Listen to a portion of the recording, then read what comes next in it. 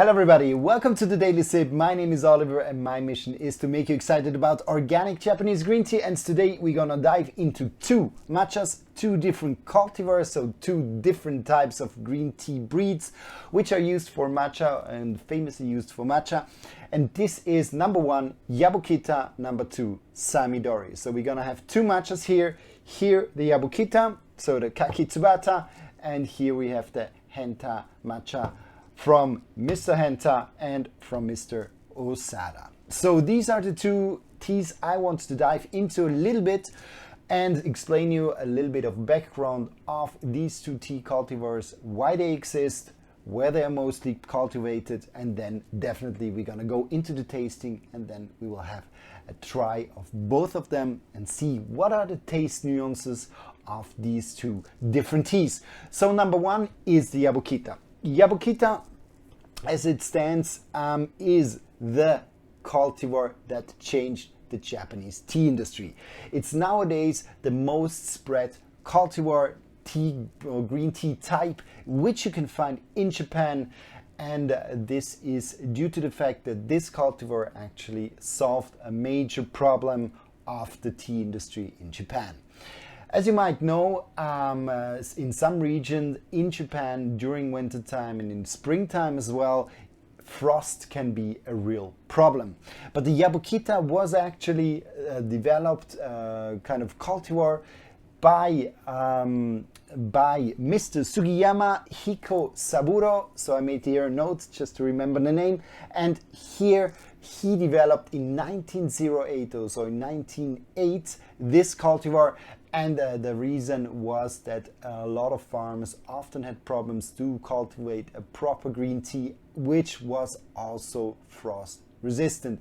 But he was able to cultivate one cultivar which was more from the north, so this plantation was in the region of Shizuoka, and he actually planted this tea, so two different types, one from the south and one from the north. And the Yabukita was the one actually finally which kind of came out of this test as the better survivor of the cold climate. Yabu is coming from the bamboo grove where he grew the tea next to it.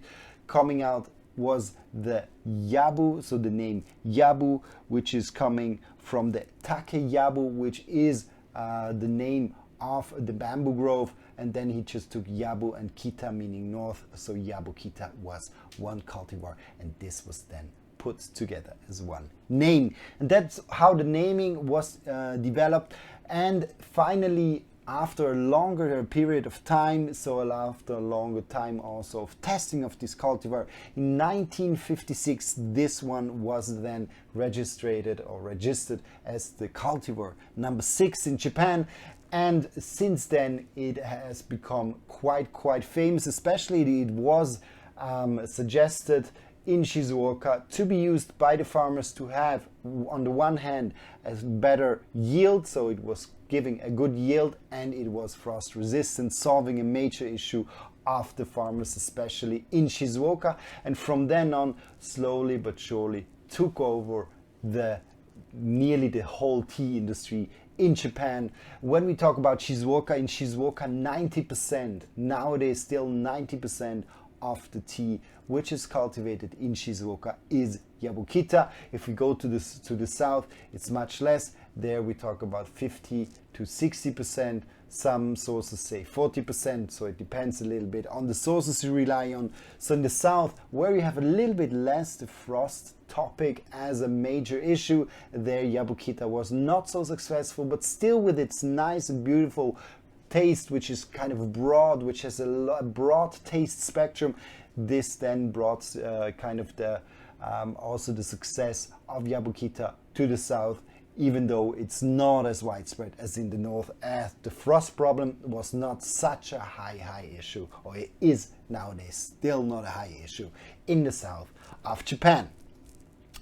Good, but why actually this frost problem or why this frost issue was such kind of a challenge for the farmers. You have to imagine that when you are cultivating a tea plant, there normally the lifespan of a normal tea plant, it depends on the farmer, is between 30 and 45 years.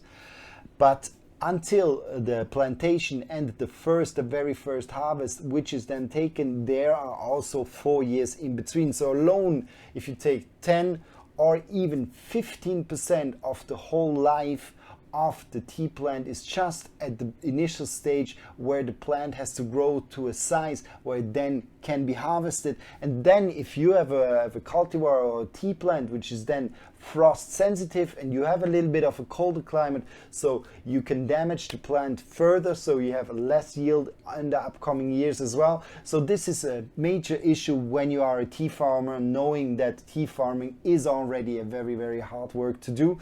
So this is definitely a reason, or maybe the reason, why Yabukita is so popular. Because on the one hand, it has this cold resistance factor, and it also gives a good yield.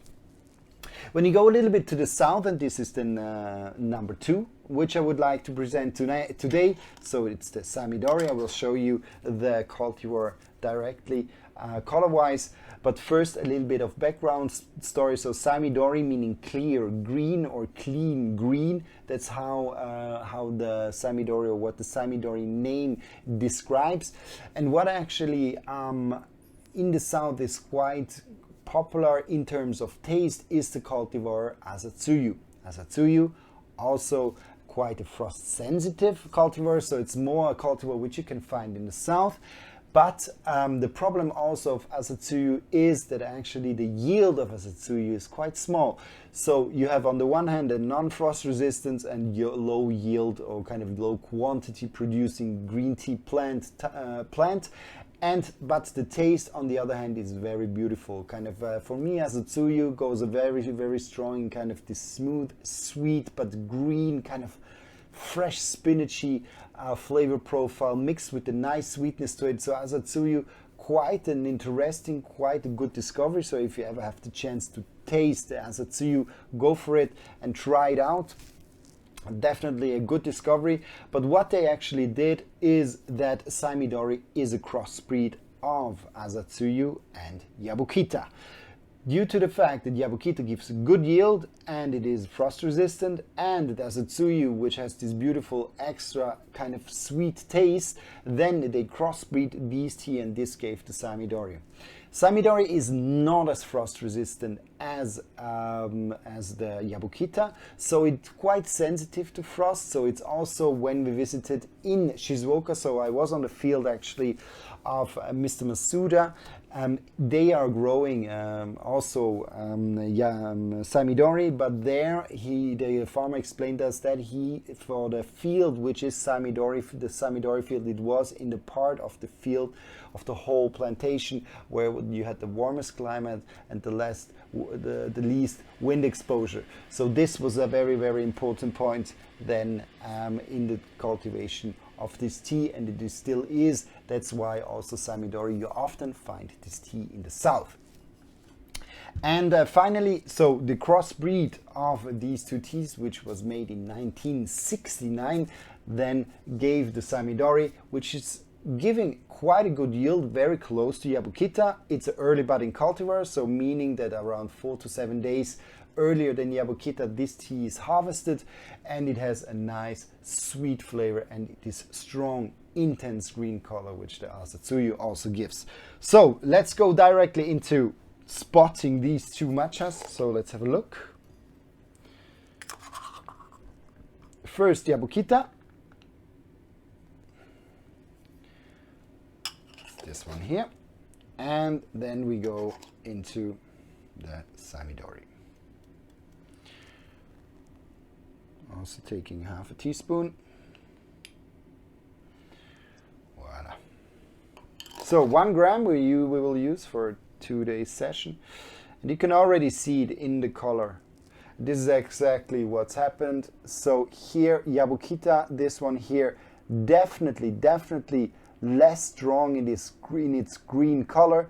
but as I said, it's a good yield cultivar, good taste spectrum, also a little bit refreshing, a little bit more of a refreshing citrusy, a slightly astringent taste profile.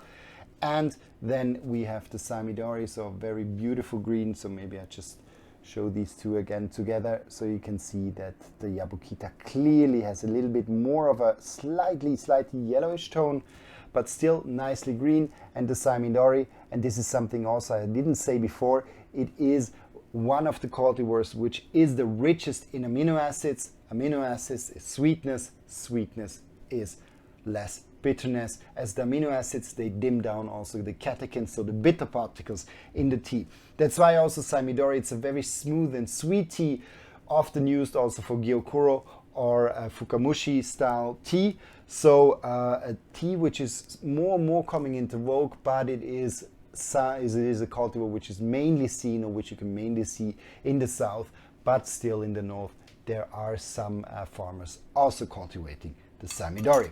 But let's go directly into the tasting, or in the preparation first of these two teas.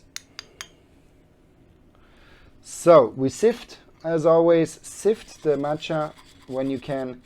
It's just that a little bit of crumbs are forming with the humidity, especially when the matcha was open. So the Samidori, I opened this new, so it was a newly opened matcha.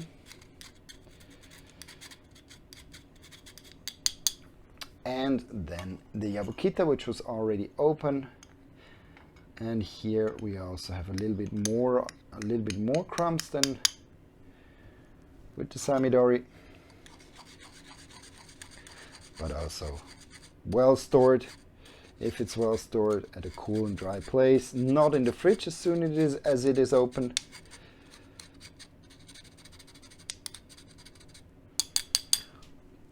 And then you can just put these aside, and then we're gonna get the water. So I preheated the water on 70 degrees. I have my Chasen.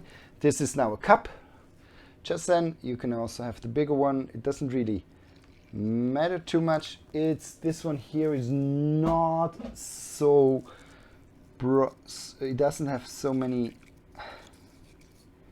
hairs, so it makes it a little bit more difficult just to whisk the matcha, but finally it's also a very good Chasen, which I can easily use when you have a little bit of practice. I'm not the most experienced matcha whisker, but it seems to work out. And let's go here also 70 degrees Celsius, so 155 Fahrenheit. And also whisking this one here. I just show it to you.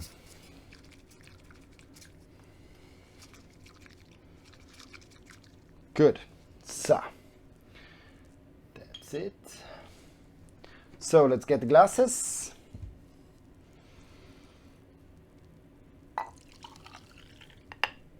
So Yabukita, my nice little foam on top, and we get the Samidori. And also in the water, just put this aside. Normally you drink from these, but I just fill them in the glasses that you can nicely see. I will fill the Samidori also up with a little bit of more water, so we have the same amount of water to have a fair comparison. Maybe I just whisk again. And do the same here. Et voila. Good. So we can see really in the color that the Samidori definitely has more of kind of a stronger green color. This one is a little bit darker. Also a very nice green, but not as strong as with the Samidori. So let's go and taste these two matchas. First, Samidori.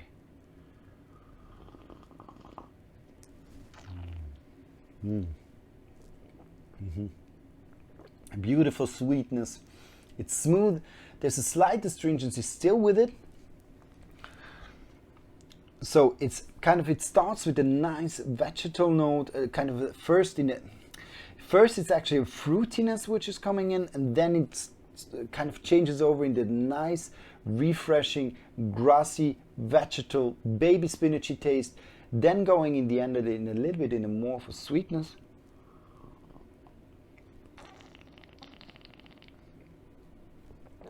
Now I get a lot of creaminess, so the second sip is definitely better. So I get much more of a creaminess, nice sweetness, a little bit of a nuttiness, I get a little bit of almond with it. So quite strong on the sweet side. Let's see Yabukita.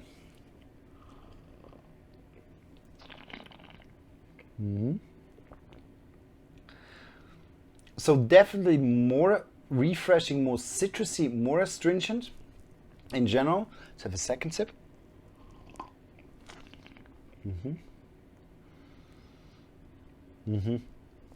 This one swings a lot on the citrusy side, but it has a kind of a nice, kind of a stronger grassy flavor. It shows a little bit less of this nuttiness, less of this sweeter part, which I get much more from the Henta sencha.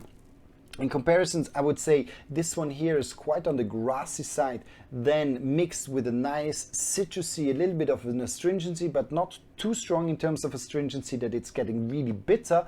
But you have kind of a nice mix of this grass, a little bit late summer grass feeling, and this is something I often get from a Yabukita. It's a little bit this kind of more mature green kind of, I would say, like grown-up spinachy flavor profile.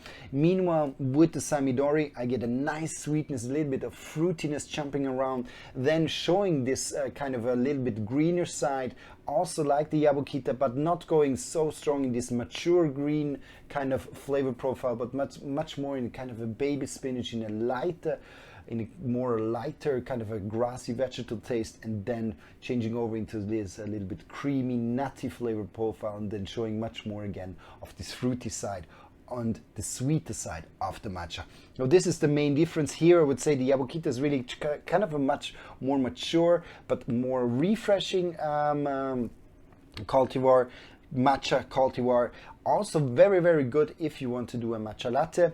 And the Samidori, it's a little bit more of a slight hint of everything. It's a little bit more kind of a lighter sweetness, lighter grassiness in all aspects, just a little bit light, a little bit sweet, a little bit softer, bringing it to the problem that when you use it for a latte, you can get the feeling that this matcha disappears a little bit because it's such fine and such, there's some subtles and some fine notes with it, which you just with the matcha latte will not get. Here with the Yabukita in general, I tend to have a little bit less of different notes, but I have a nice citrusy, kind of a refreshing note, and this nice mature grassy flavor profile, which I have when I drink this kind of tea type or Yabukita matcha for myself. Good, so these are the main taste differences between these two. I think I will end the video here. I hope you like this one too, and if you ever have a question, please do not hesitate. Please write me a message, write me your question. I'll be more than happy to answer. And yeah, I guess I'll see you tomorrow. Thanks a lot for watching, and if you haven't subscribed, it would be a pleasure to subscribe that you subscribe, and then maybe you hit the like button, but this is completely up to you. Happy to have you here, and if you ever have a question, please do not hesitate. See you and bye bye.